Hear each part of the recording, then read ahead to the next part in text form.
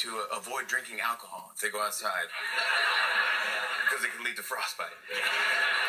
And then parents who have been stuck inside with their kids for 3 days are like, it's worth the risk. Let's just go. How cold is it? Well, here's what your fellow viewers answered on Twitter with hashtag of it's so cold. John says, I'm headed to Buffalo tomorrow to warm up.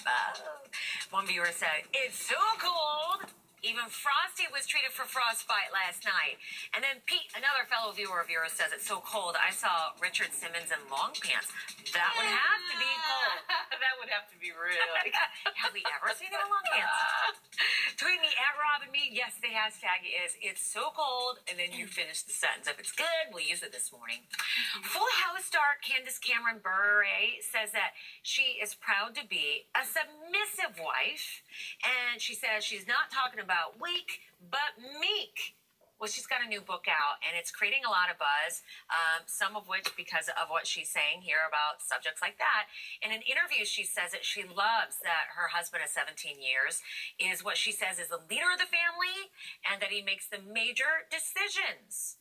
But she also adds that all this doesn't mean that she holds back on her opinion. So then, are you meek and submissive if you're not holding back on your opinion?